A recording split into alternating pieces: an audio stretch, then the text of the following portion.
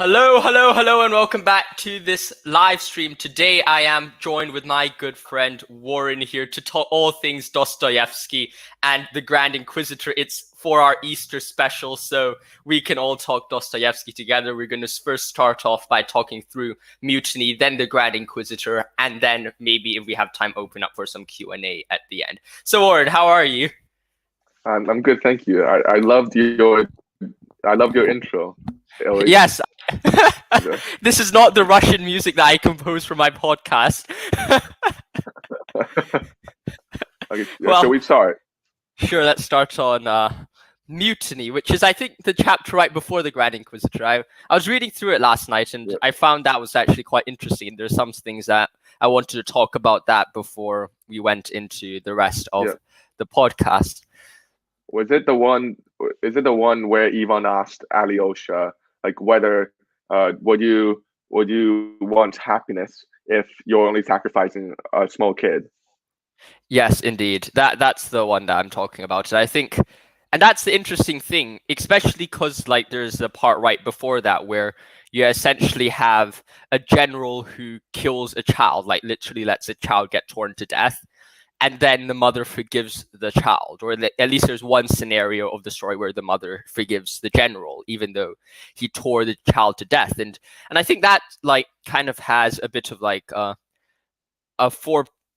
foreshadowing or like implication on the rest of the Grand Inquisitor, because it's really interesting to try to think about what the relationship between that child, the mother, the general is, and also how we are meant to approach it, because this is what Ivan says. And I think that's something where we can start off first, is to talk about, well, where do you think Ivan lies in this? Because while it might be very clear to think Ivan lies Ivan lies as an atheist, I think he also plays a part where it seems like he's arguing both for and against atheism and Christianity at the same time, if you got what I mean. It depends how you interpret it.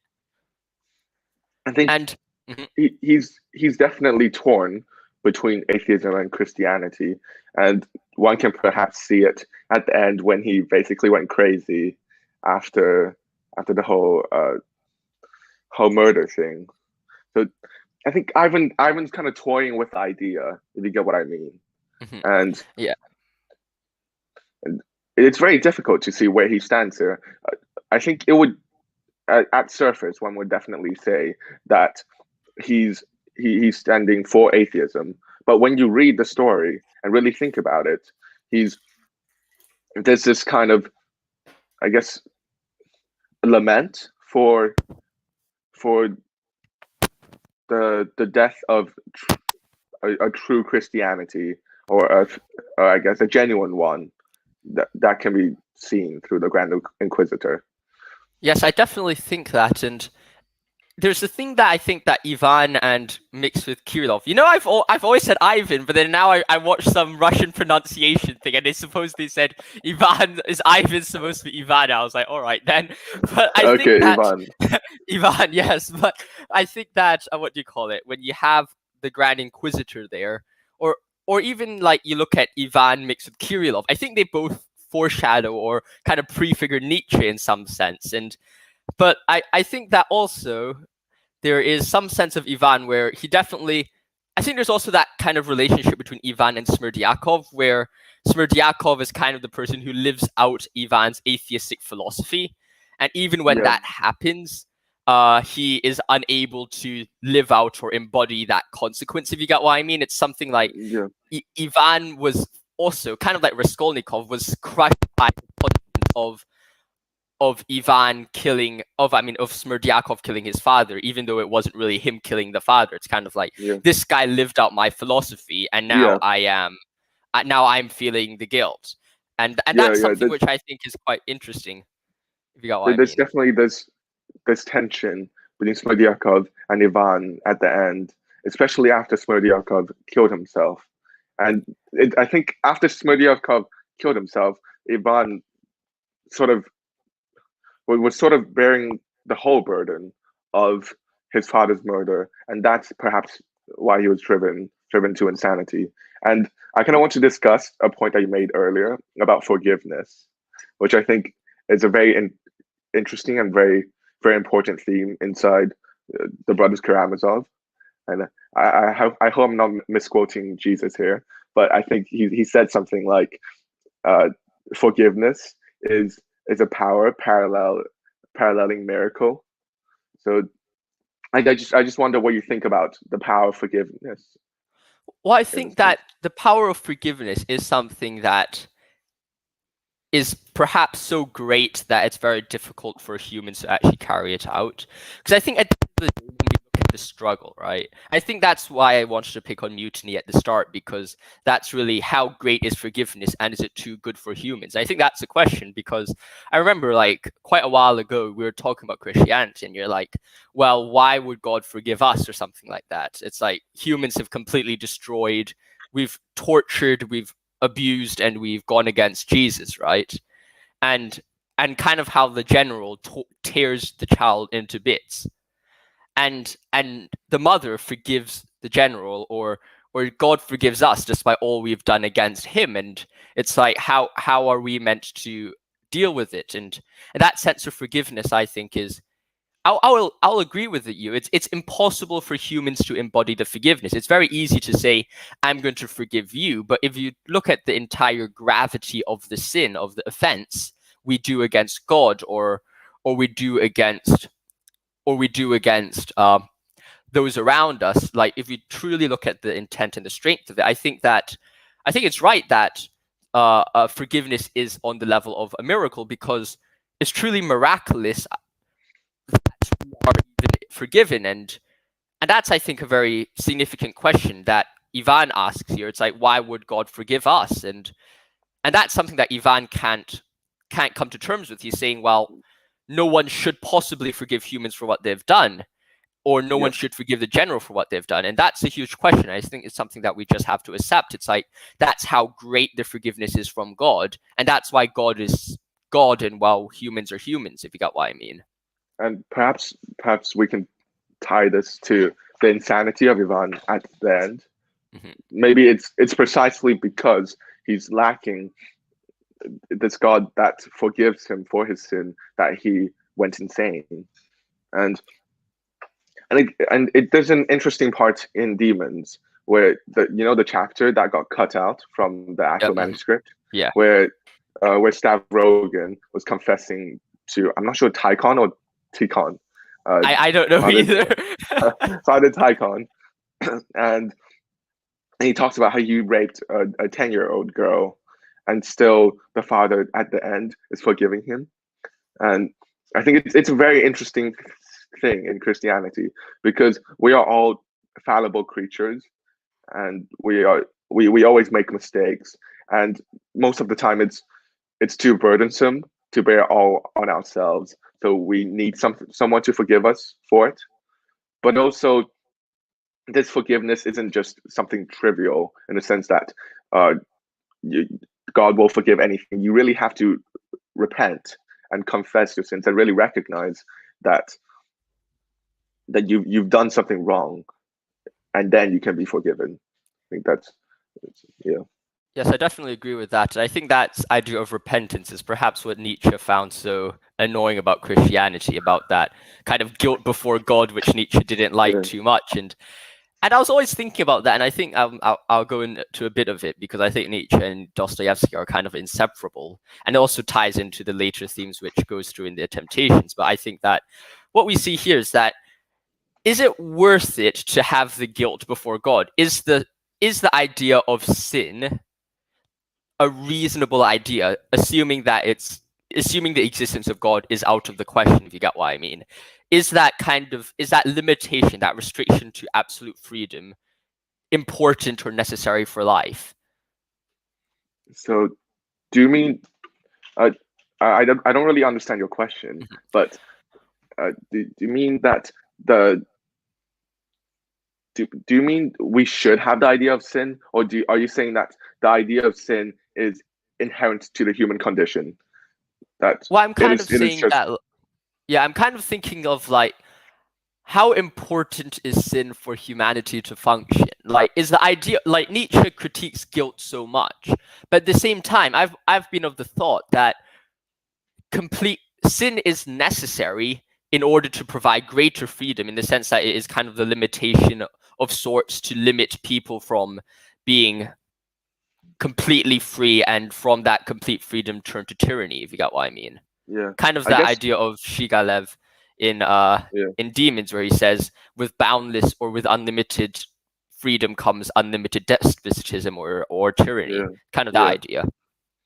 I guess when Nietzsche's saying that he's against guilt and sin, maybe he's not necessarily promoting this complete freedom, but it's very, I guess it's very important for his philosophy that man should take all the burden on himself instead of relying on any force outside of himself. And that's why he's saying take the whole burden inside. And I guess that's where his project at the end falls apart, in the sense that no matter whether God exists or not, we have this, I guess, maybe biological, psychological, a priori tendency or faculty of sin, of understanding good and evil, or at least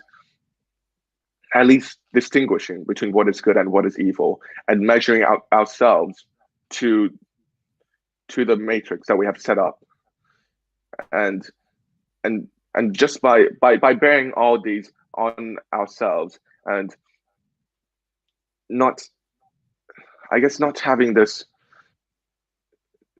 a way to repent and being forgiven. It's a very hard way to live, and that's, I don't want to speculate here, but that's perhaps how Nietzsche at the end went insane in some sense. Yes, that was something that I was thinking recently as well, because like when I was writing that essay competition for Livre Education, that thing was, I was thinking, well, why did Nietzsche go insane? And I thought it's between that and his philosophy, and definitely, I mean, his what do you call it? His inability to communicate with others, because I think the idea of, like, he even starts off the Antichrist, like his last work with "We Hyborians" or something like that. We're separated and misunderstood by everyone. It's kind of like, well, maybe perhaps it's the idea that you can't even reach out to other people. It's the idea of separation that you kind of achieve, and that kind of separation is kind of untenable and leads to isolation and self-destruction. And I guess that separation is also an important part of his philosophy, because he called his the earlier works the untimely meditations, and that the philosopher has to, I guess, go against the crowd, or at least think differently than what is predominantly thought in the times. But that is obviously a great burden to bear. But in defense of Nietzsche, I would say that he perhaps also got syphilis, which is one of the reasons why. Yes, yes. It's always very difficult, like when you're torn between either, is it the actual scientific or medical explanations for his insanity, or is like the philosophical, perhaps psychological reasons a bit more significant? But I think this actually leads us to our next point, where we talk a bit about the silence of Christ, because in the Grand Inquisitor, the very interesting thing is that Jesus actually doesn't say anything throughout it. He kind of just allows it to happen, if you got what I mean, allows the critiques. And I wasn't really sure why they would picture the Grand Inquisitor or Jesus being completely silent throughout the entire section. I'm not really exactly sure how that comes to be. I have a few interpretations, but I'd like to hear your thoughts on it. Okay, maybe you say one of your interpretations, okay, and I'll try to respond. Okay, I have my first interpretation is the theological one. My second one is more of a philosophical one. The first one is the first theological one is that he doesn't want to say anything, because by doing or saying anything, it changes the interpretation of the Christian message. Because if Jesus did anything, I suppose it would make it would lead everyone to be unable to, how do you call it? It would lead us to have to change the Bible to suit a new time, if you got what I mean. Because it seems that the Bible is the old canonical book, which of course applies to us today. But at the same time, there's a sense of closure at the end of the Bible. If Jesus starts doing anything behind it, it would change the understanding of who Jesus actually is, and it would add a further interpretation, which would lead the Bible to have to be changed. And that's perhaps why he stays silent. And I'm not sure whether that's a correct reading or not. I think that's an interesting reading, because perhaps you're signifying something like there's no need to adapt the scripture to our times, but in reading the scripture that's written how many thousands of years ago, one can still gain some understanding to how one should live inside the current times. And the scripture is in some sense timeless, which is why Jesus does not need to say anything more. So I would agree with you. Mm-hmm. I think that perhaps leads to the second understanding, is perhaps that Jesus accepts the critiques of the Grand Inquisitor, because there's a part of it where Alyosha, in the middle of the Grand Inquisitor, says this is not a critique of Jesus, but his eulogy. It's like kind of saying, well, what you're saying about Jesus being bad is actually Jesus being good. And perhaps it's because Jesus accepts the critiques of accepting the idea that he chose freedom and suffering over no freedom and no suffering. It's kind of that choice that Jesus made, which he kind of accepts. He says, well, what you're saying to me, I know that already. By making my choices, I've kind of accepted the critique that the Grand Inquisitor raises, and it's just kind of the alternate worldviews that you have to choose between as a Christian or as a non-Christian. And it's like, well, how much do you balance freedom, suffering against no freedom and no suffering? And that's kind of my second reading of it, is that he just accepts the critique of the Grand Inquisitor. Yeah, I would definitely agree with that, in the sense that it's the Grand Inquisitor's critique is not a critique necessarily if you look from the viewpoint of Jesus. Perhaps it is just part of his teaching, and that's maybe the consequence of his teaching, and one just has to choose between the two worldviews, whether one would want freedom and freedom to believe, or one would want to be, I guess, tied into a belief. And I guess the Grand Inquisitor's position is perhaps part of the reason Nietzsche attacked Christianity so much, and in that it has grown into this dogmatic belief system that one is just indoctrinated into, instead of one that is freely believed in. Mm-hmm. Well, there's actually that's always been a question about me, like my thoughts between the Grand Inquisitor and Nietzsche, because on one hand, we know that Nietzsche dislikes the organized Catholic Church religion, if you get what I mean. But at the same time, if you look at the Grand Inquisitor, his own actions are very akin to the Übermensch, if you get what I mean. Like the Grand Inquisitor himself, he acts out of freedom. He takes the freedom, creates his own morals, and as a creator of values, he then controls the herd, which Nietzsche kind of at the same time doesn't like it to, he doesn't argue against the control of the herd, because yes, he says the herd isn't the best place to go, but at the same time he also talks about the preservation of the herd and its necessity, and the idea that not everyone can become the Übermensch, if you got what I mean. And in some sense, it seems that there's a tear between his idea of let's critique religion, but it seems that religion at the same time is the closest we've gotten to the will to power, or the Übermensch, if you get what I mean. Yeah, and I think that's Nietzsche's more aristocratic side of his philosophy is perhaps a part that I don't like as much in what he's saying about how one should preserve the herd, and maybe not necessarily control it, but just rise above them and don't care about them. And maybe that's part of the difference.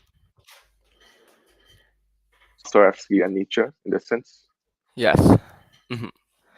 Well, I definitely think that perhaps Nietzsche and the idea of the preservation of the herd it's something very interesting, because I suppose the herd is somewhat necessary for human existence, if you got what I mean. Yeah. Like even in like economic sense and in a philosophical sense, you need that herd to do the hard work to sustain the like the other people above. Well, Hi, maybe I'm it's Russian. too much. We have a Russian in the chat. Maybe you could help us learn our pronunciations. We'll finally know how to speak their names. Glad to have you here. Yeah, go on. What did I want to say just then? I completely forgot. Nietzsche, Sorry, I've interrupted your it's thoughts. fine. It's fine. Nietzsche, Dostoevsky. What did he say just then? Uh, I was just kind of saying that the herd is somewhat necessary for human oh yeah, existence, yeah, if you got yeah, what I yeah. mean. Yeah, I'm saying perhaps it would be too much of a burden if if one's always striving towards the movement all the time and taking all of taking all the responsibility on oneself. Although that's the responsibility that Nietzsche is promoting, even though he claims it to be the greatest burden. And sometimes it's just necessary to belong to a herd and feel like one belongs to a place and to have a place that one can call home. And that's a very important part of human existence that maybe Nietzsche have, I guess, ignored or overlooked. Maybe Yes. he just didn't care about it. Yeah, because there's some parts where I was reading in the Antichrist the other day. It's like the prophets, these philosophers, it's like very easy to see them as some gifted group of people. But at the same time, it's very easy to think about it on the flip side and say that they're perhaps the most cursed and the most tormented of them all. And that's something that Yeah. they do in the Grand Inquisitor as well. It's idea of taking on that freedom, taking on that burden that perhaps Christ has given us, does lead to a lot of mental angst and suffering. That freedom of humanity leads to suffering in and of itself. By exercising freedom, you're exercising suffering, if you got what I mean. Yeah, and maybe that links to both Nietzsche and Dostoevsky's critique of utilitarianism, and that life life is just not about the balance between pleasure and suffering, and uh, gaining more as much pleasure as one can, but also about striving towards some higher meaning or something greater than oneself, or just taking on the burden, even if it is, I guess, it is very painful. But I think that's a very profound part of their philosophy, because Yes. it's there's this kind of utilitarianism at the end. I think necessarily leads to a kind of nihilism in some sense, Yep. because Definitely. what's grounds what uh, your choice of utility over some other thing. Yes. I was thinking of like, and I agree with that. And I was thinking about, what was I thinking about? I guess it leads to the question of how much does suffering, how important is suffering for happiness? I mean, we've gone through a bit of tragedy in our lives. We have to see about how much does that play in part of leading to greater happiness or beauty. How much is suffering? Well, I would say that I'm relatively fortunate, so perhaps Yes. I don't have as much experience in suffering as, but I think from one point of view, you have to say that only after you've suffered can you really appreciate happiness, because you know that I'm very interested in fasting, and Yes. there was once where I did a 5 day fast, and then the first meal back, it just tasted completely differently, and perhaps that's one of the reasons why I go do my fasts. But there's sort of this kind of fog that obscures your normal day perception until you've deprived yourself of them and then came back and comes back to them again, and that's when you can, I guess, experience or sense most fully. It's like I was just eating a piece of vegetable and it tasted wonderful, but that's a taste that one would normally not be able to sense if one does not go through the suffering or the kind of craving for food that one gets in fasting. So I guess that's one aspect of suffering. Yes. And But I was also maybe thinking. another Mhm. uh, Go ahead. maybe another aspect, and I would hand this over to you. Would perhaps link to Nietzsche's idea of what doesn't kill me makes me stronger. That there's something in suffering that strengthens oneself and I guess increases one's power.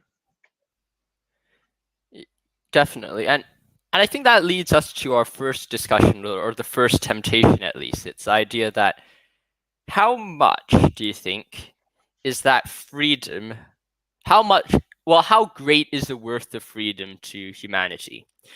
Because I think the first temptation, the Grand Inquisitor is saying to Jesus, well, why didn't you turn the stones to bread? Because although by turning the stones to bread, you would have denied the physical needs in exchange for freedom, like you'll have gotten rid of freedom of man because they'll all follow you. But at the same time, you would have provided man with their physical needs.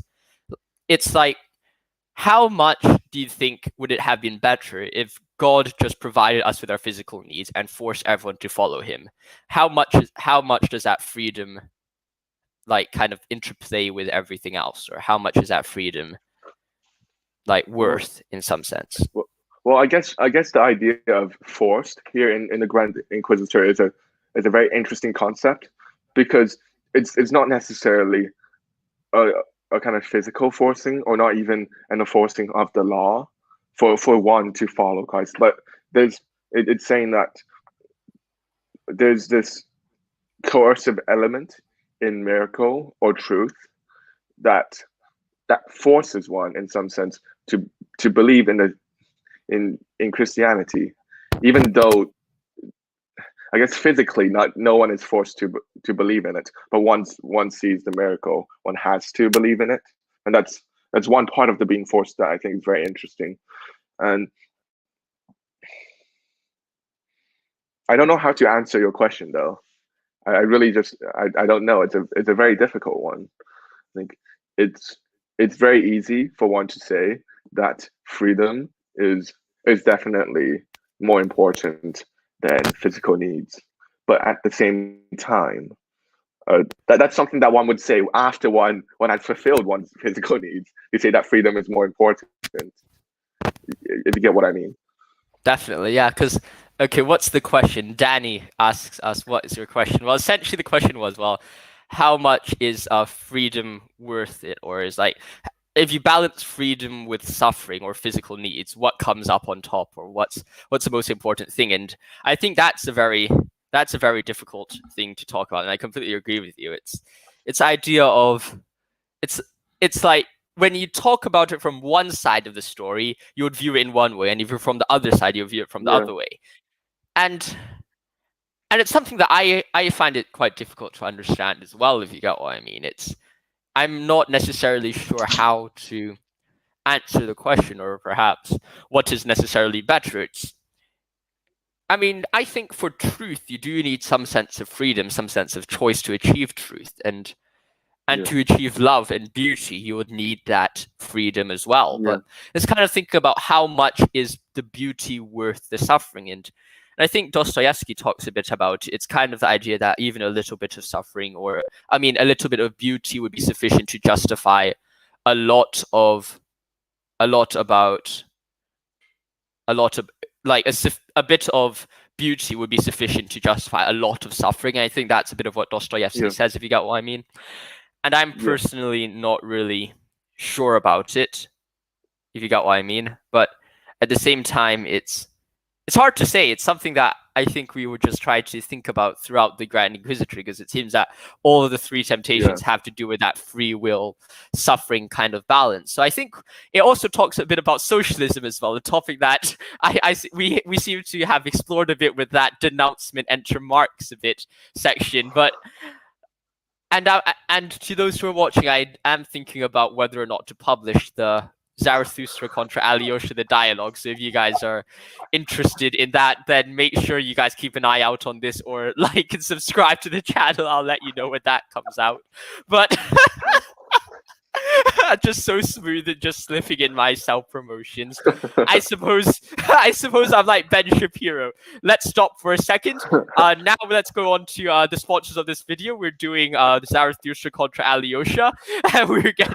I still can't nail the Ben Shapiro like his what do you call it? Those, Ben's ads are just it's the best. It's on another level. It's so funny too. I think he takes himself as a meme. If you get what I mean, he embraces his personality. So it's great. I suppose we do.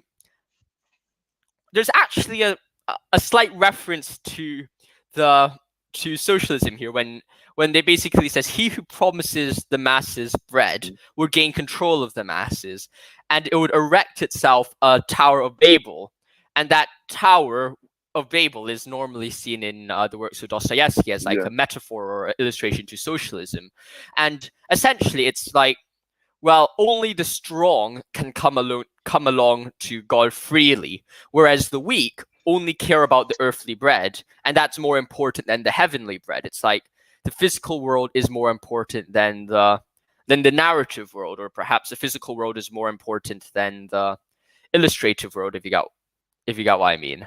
And it's kind of that balance between the weak and the strong, Yeah. which we were talking about previously, is important. But at the same time, it's like, I'd like to know your thoughts about it as well. And it's kind of, is socialism truly the result of out of the promise of physical needs? Is that truly what socialism is? And I mean, I'm inclined to say yes, but I'd like to know your thoughts on it as well. I would also say it's perhaps we all have this kind of craving for a community and a brotherhood, and that's also what socialism, at least it's promising. But I guess a problem with that is that one can have a brotherhood of 10 people, 20 people. We can be in a family of 5 at most, let's say 7 or 8. But when this family is something like 10 million people, it's very difficult to maintain this kind of familial bond between each other, and everyone contributing voluntarily to the entire project. And I guess it only takes a small percent of people to not follow the kind of ideals of socialism for it to break down in some sense. If you got what I mean. So I think there's definitely a deep psychological need, maybe. Yes, I agree with that. It's something that I think is quite clear as well. And it's a kind of a torn between this and you know, the Grand Inquisitor is almost as much psychology as it is like philosophy, and it's kind of, I think, what Dostoevsky and Nietzsche kind of do.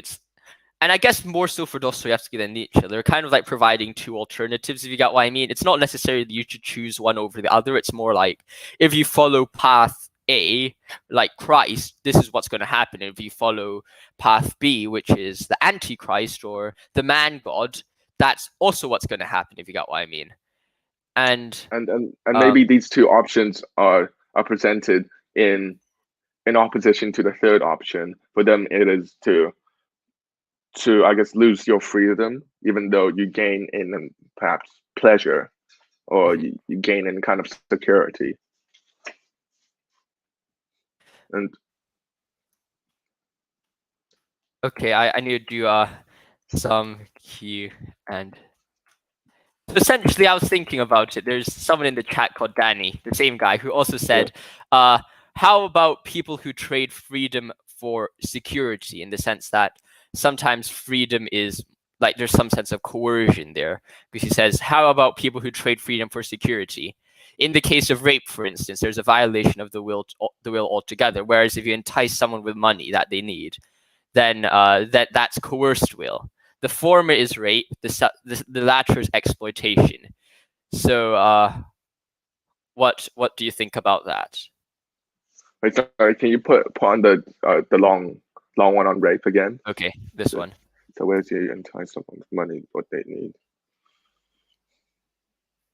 Oh, so I guess it's the difference between actual coercion and a sense of a physical coercion of just violence, and giving someone some physical need, and since they cannot reject them, I think we have to make a distinction in freedom, what it means to coerce, what it means to force someone to do something, and we have to make a distinction here, or else it becomes too broad a category, which makes it sort of meaningless, in the sense that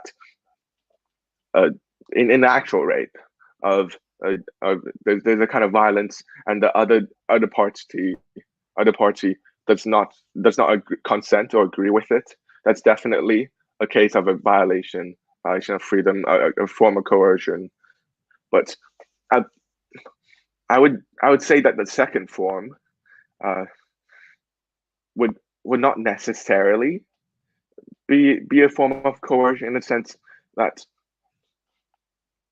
I guess I'm inclined to this because I'm a bit of a libertarian, in the sense that if if the other really agrees to this trade, and I'm not saying this is ethically justifiable, but if the other really consents to this kind of trade, then, although in some sense you're forced to do it to provide for your family, for yourself, in another sense one has a choice to do it or not. So I guess it's also what Kant talked about, of always always having always needing to respect the human, like the human ability for free choice, compared to explaining everything out of a physical necessity. He said something like, it is more merciful to punish a criminal than to let them get away with the crime for maybe for some like mental disabilities or not being in the right mind, because the first way of actually punishing them respects their human freedom. Yeah, I guess that would be my answer to it. I think on that note, we could perhaps turn to the temptation number 2, which is perhaps a bit more of an interesting one. And I guess these temptations kind of build on each other, if you get what I mean. It's like the first temptation builds on the second one, and the second one builds on the third one. But essentially, the temptation number 2, and there's 3 temptations. So if you guys are looking to ask some other questions about both of us, me or Warren, then you can ask them after the temptation number 3. And if anything which is appropriate for us to talk about now in the discussion or somewhat applicable, then I'll raise them like I've done now. But if not, then I'll just leave the questions till the very end. So essentially, temptation 2 is the would you throw yourself off the cliff or off the high pillar and carry out a miracle in order to convince everyone that you are God. And the idea that people need a miracle, or people want a miracle greater than God, and that if you give man a miracle, then they would necessarily follow you. And it's like it's easier to do a miracle and then people will follow you than to not give a miracle and make people believe that you're a god, if you got what I mean. Yeah, and I think there's this kind of there's this stress on the freedom to believe throughout Dostoevsky, and that one should really conduct this Kierkegaardian leap of faith, and that's the right way to believe, compared to just accept dogmatically everything. And maybe that's slightly linked to Dostoevsky's biographical background, because although he was a Christian through and through, his form of Christianity isn't completely one that's the same with the church. And wait, I need to get some water. Sure, yeah. So essentially, there's something about like pouring water that people say it's a bit of ASMR or something like that. But I think there's what do you call it? There's what do you call it? I was thinking about, there's something which they also talk about, and it's on my notes, but I can't read my handwriting. It's basically, I was wondering, right? Let's assume there's 2 possible worlds. One in which no one is free and everyone goes to heaven because they're forced to believe, or one which is free and some people go to heaven or hell. I'm not sure which world is better. I mean, just freedom and they go to heaven. However, I could just as well see that someone could say, well, isn't heaven the be all and end all of everything, right? And it's like, would you rather have everyone in heaven or some people going into heaven or hell, but going to heaven or hell, but being freely choosing heaven or hell? If you got what I mean. I guess maybe the thing is this, maybe in Dostoevsky's point of view, this dilemma is kind of false, in the sense that one has to freely choose in order to really be in heaven or in hell. Sort of, if you're coerced into believing, then or if you're believing without actually having the freedom to choose that you believe, then you're not necessarily believing after all. So there has to be this counter force to will that makes the will to believe powerful. And I think I just read yesterday about Paul, who kind of this Hannah Arendt's viewpoint that Paul somehow discovered the faculty of will, and he said something like, in every will to do good, there's also a will to sin accompanying it, and that's the greatness of doing good, in that one can choose to do evil. And yes, and I would perhaps say that, and as a Christian, I just have to say that perhaps I personally think that heaven is not the be all and end all of the Christian faith. Like, I mean, it's very easy to think that it is. It's like, if you believe in God, you go to heaven. But it's, why are you going to why are you believing in God? Because if you're believing in God just to go to heaven, that seems like a bit of a dodgy approach to freedom and believing in God, if you got what I mean. If you're believing in God because you're going to get some reward, it seems a bit dodgy. That's Pascal's wager in some sense. Yes, I guess that's my problem with Pascal's wager, is not because of whether it cares about the existence of God or not. It's more like, well, there is maybe definitely its ethical presuppositions are not in line with the Christian ethical presuppositions, so it's kind of distorting the whole project in some sense. Yeah, because I think it's very easy for people to twist Christianity for their own agendas, kind of like how Dostoevsky is sometimes twisted by people to fit their own, and basically like literally every single other philosopher in history. But essentially, I think that I do think that Christianity has been twisted a lot. And recently I responded to some guy who said, what do you call it? Jesus was a racist. And I was like, and he's meant to be a Christian. And I was like, what exactly is this man going on? But I think that essentially what we do see here is that what Dostoevsky thinks, and I think what is true, and I agree with him, is that freedom and love is the most important, or is the be all and end all of Christianity. It's that relationship and that love that you experience, and less so the suffering or even the heaven. And hence, in some ways, if you realize that heaven or hell isn't the be all and end all, I think you can just as easily see heaven or hell as pleasure and pain, if you got what I mean. It's the idea that hell is a representation of suffering. And although it is important that heaven or hell are indeed results which do have eternal implications, you can see that pleasure and suffering is not as important as freedom and love, if you got what I mean. One's a higher order or some more important idea, which is indeed, I think, at the heart of the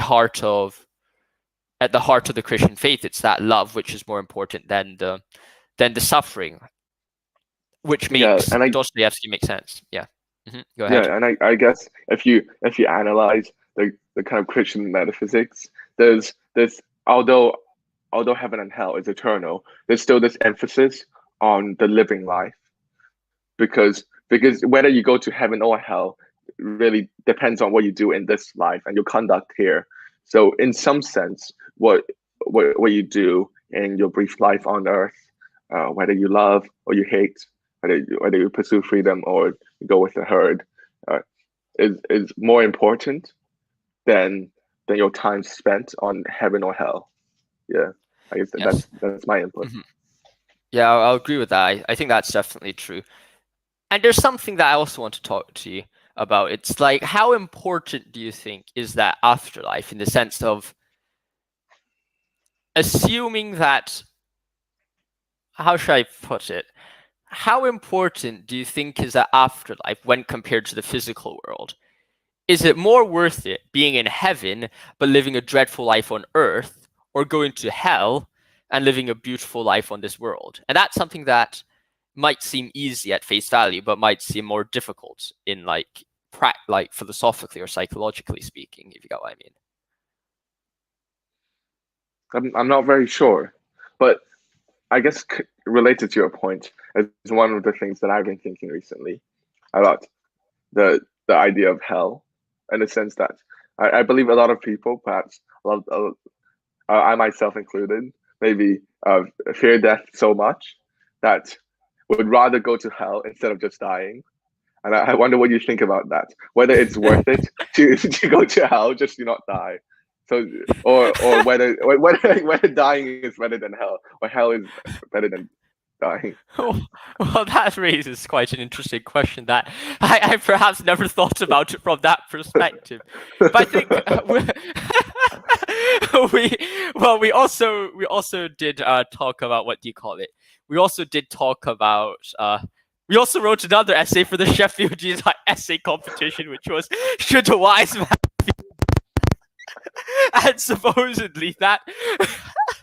And for those who are watching and don't know what we're talking about, there's essentially a few essay competitions which me and Warren have both applied to, and one of those topics was should a wise man fear death? And we both argue that a wise man probably should not fear death. So perhaps we could just say the action of fearing death and going to hell would just be unwise, if you get what I mean, and that the wise man would see death as insufficient, as insignificant as a pursuit or as a challenge, if you get what I mean. And someone says, isn't heaven infinite goodness, and that would outweigh finite suffering? And whereas finite goodness would not outweigh infinite evil. And that is kind of about heaven or hell, if you got what I mean. The first one talks about, would heaven as infinite goodness outweigh the finite suffering on this world? Or would the finite goodness of this world not be able to outweigh the infinite evil, which is hell? I have my thoughts about it, but do you want to talk about it first? Wait, you just, I just lagged. I think we've both been lagging about. Yeah. Yeah. Okay, I'll repeat the question again. Okay, so the first one would outweigh. So there's this one. There's the first part of it, and then there's the second part of it, which is the opposite. Is the finite suffering on earth good enough to justify the infinite suffering in heaven or something? I would say yes, but I think Josh definitely has a more sophisticated view than me. So maybe you can talk a bit about it, because oh, nice way to throw the burden back onto me now. because you said that yes. Perhaps it's a more difficult question once one think more into it. So I'm wondering what your point or your view on it is, and maybe I can respond to it. Yes, well, I was thinking that perhaps, first of all, I find it very difficult to view hell as evil. I mean, I know like a lot of atheists like saying, oh, which diabolical god would just send people to hell, right? Like eternal punishment. And I'm like, well, why should you see eternal punishment as evil? Like, I mean, at the same time, why should you see eternal pleasure as good as well? I think there's more connotations to heaven or hell than just to say, well, that's just good or evil. Because I think heaven is pleasure, but is heaven good? I don't think heaven itself is good unless there's a relationship with God in heaven, if you got what I mean. And in the same way, I don't think hell is evil unless there is something further attached to that hell. And I would say that hell itself is indeed good. And I would say that both heaven and hell are good when you take into connotation, or you take into consideration. I don't know where I got that take into connotation from, but where do you get where that take into consideration the implications of it? And I think that both heaven and hell are good, in the sense that heaven is good because there is a relationship with God. Yes, heaven has pleasure, but that's not why heaven is good at all. And I don't think hell is evil because there is suffering there, because I don't think suffering is evil intrinsically unless there's a further connotation to it. More so that maybe I guess I guess there's also many different levels of hell in some sense. You're going into Dante's Inferno, Dante right there. Hell, yeah. There's a lot of different levels, and I guess I want to ask you about whether you think there's a psychological significance to the idea of heaven and hell, just outside of whether it really exists, just whether it has significance outside of theological associations? Definitely, I do think there's a psychological implication of it. And I do think there is psychological implications to most things, especially if they're presented in a story form, especially with with literature. You always see psychological implications everywhere, and I think hell is definitely no different, because like you look at hell and you say, well, what is the psychological implications of it? And I think Dostoevsky gives the answer. He says hell is the inability to love, and I think that's one of the things about hell. It's that separation from society. It's that separation from yourself. It's the idea that you and the world around you are completely torn. There's this rupture between you and those around you in hell, which is that it's the idea that, and I think that's the ultimate nature of sin as well. It's the idea of you unable to get over your true faith or your true ideas, your true love for others.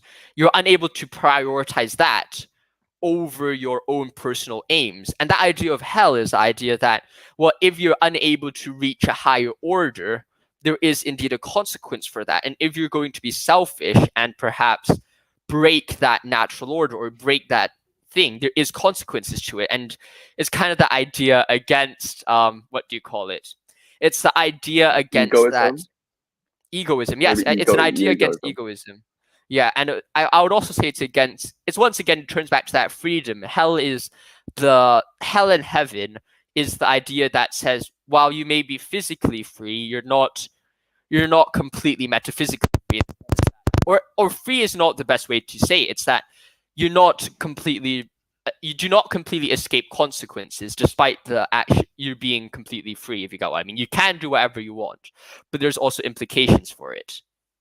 I think it's a very profound idea. That hell is an inability to love, in the sense that you cannot really connect with anyone else, and you're even estranged from yourself. And maybe that's why lying is such a great sin, especially in Dostoevsky. He let Elder Zosima talk about lying a lot, in the sense that when once you start lying to others, you fail to really, you would fail to, I'm not sure, make a connection with them, because you cannot behave authentically towards other people. Because once you lie once, then you have to use a lot more lies to cover up your first lie. And so after when you've lied to others, you also start, in some sense, to lie to yourself, and that's an even worse level, because even if you're separated from other people, you can still love yourself in some sense. But once you're estranged from yourself, you really have nowhere to love, and that's where hell is, maybe. Yes, I think that definitely that separation has a significant psychological implications, and that's perhaps also why Nietzsche kind of fell into insanity. That was my second idea. It's that, like, perhaps he felt so lonesome, or some sense of he lost all connection to those around him, and in his pursuit of truth, realized that truth was something above him, if you get what I mean, and his, or perhaps not even his pursuit for truth, but his pursuit for the will to power was a goal which was beyond him, and he chose that will to power over himself, and through that kind of destroyed himself, if you got what I mean. He lost himself as well. It's a pretty tragic thing, I would say. Yes. And he ended off his letters calling himself the Crucified and the Dionysus, or something like that. and I was thinking about that as well. And I think we could talk about that later, because Danny did raise something previously. I forgot where he raised it, but he did talk something about it. And Josh, I may have to go in like 5 or 10 minutes. Sure, because I got like family stuff. Yeah. Mm-hmm. Yeah, we can move on to the Temptation 3, and then we can, and you can leave when you need. So essentially, it's Temptation 3 is the idea that man needs a god to worship, be it themselves or Rome. And it's basically that man needs a god no matter what. Man needs an objective standard above themselves. And it's kind of, man doesn't really want that control himself. So why not we just give them the control of the church, instead of having them freely choosing whether to be with God or not. And that's why I think Temptation 3 is all about. It's finally, the first one is about freedom or suffering. The second one is about like faith, like freedom of choosing between heaven or hell. And finally, the third one is, should man just give up all control, and is no freedom actually better than having freedom? And that's kind of the last one. What are your thoughts on that? I mean, it's very difficult to answer. I guess I would bring back Kant again, in that this respect for human freedom is something that's central to morality, and that it is no morality if you're forced into doing it. If you get what I mean, if you're always forced to do the good, then you're not really doing the good anymore. So it in some sense it destroys the realm of morals by forcing one to believe in a set of beliefs. Yes, definitely. I think that freedom is definitely a very important thing, and I think we've come into this conclusion, kind of, that freedom is indeed more important, or freedom to some degree is necessary for that moral decision. I think that's where we kind of could like have a bit of agreement here, and that I think freedom is indeed a very important goal for mankind. And I think that, and yes, suffering is kind of an open question that we don't really know exactly what's the best way to approach that suffering. But it seems that, at least from face value, that freedom is a sufficient goal, or at least is a greater goal than that suffering, no matter what happens, if you got what I mean. Yeah, I think that's something we can agree on. I guess I would hesitant to completely agree with that, in the sense that freedom becomes only valuable when you've, so to speak, solved your money problems, or once you fulfilled your basic necessities in life, because that's at the end, the first priority, and then you can start to pursue the realm of morals, maybe. And that you have to first get your food, get your shelter, get your hydration. And that's when it comes to the final thing. I think you might need to leave soon, but perhaps we could end off with a discussion on, well, how much more important, and I asked you that previously, is what's more important, the practical world or our practical necessities, or philosophy and the truth? I would say I would leave a remark like this. So if you make philosophy all pragmatics, in that you're saying by doing the good you would get a reward in this life. For example, if like Jordan Peterson, even though I really like him, this part I don't really agree with him, in that if you say that by telling the truth you would most likely get this or that reward, then it levels down the realm of morals and destroys it in some sense, because it makes something that is good in itself and in itself into a means towards an end that is itself also kind of unjustifiable. I think that's a good place to. I think if you need to go, that's probably perhaps the best place to go.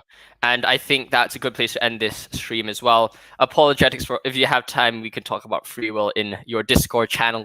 Just as a quick reminder for everyone, if you want to discuss things with me or reach out for any feedback or video requests, make sure you join the Discord server. The link is indeed in the description below, so you can check that out whenever you want. Warren's on there as well. I'm on there, and a few great people are on there as well, so you could ask us all questions and stuff like that. If you've enjoyed Warren being on to discuss Dostoevsky and Nietzsche with me, make sure you ask me there as well. I'll try to get him on. He's a very busy guy, but it's an absolute pleasure talking with you as always. Normally we talk on Discord together in some random times, but now we get to talk about it on the channel a bit. And also, Warren has a podcast coming out really soon, so I'll also let you know when that comes out. And he also has, thanks, Josh. I think he doesn't want me to promote too much stuff about him now, but he also has something called warrenzhu.com, so he would he would appreciate it a lot if you go check that out. Make sure you go check that out, warrenzhu.com, the podcast as well. Josh can put it in the description. Yes, I'll put that in the description of my... I'll actually just put it out now. I think I have warrenzhu.com here. I just post different essays and book reviews and just some thoughts. And if you're interested in the discussion here, maybe you'll be interested in my website. And it's just a blog post, sort of. So I hope you guys So I hope you guys enjoyed this stream. It's been a bit short, but I hope you have a great one. Stay safe, like always. God bless, and I'll see you in the next one. Thank you for watching.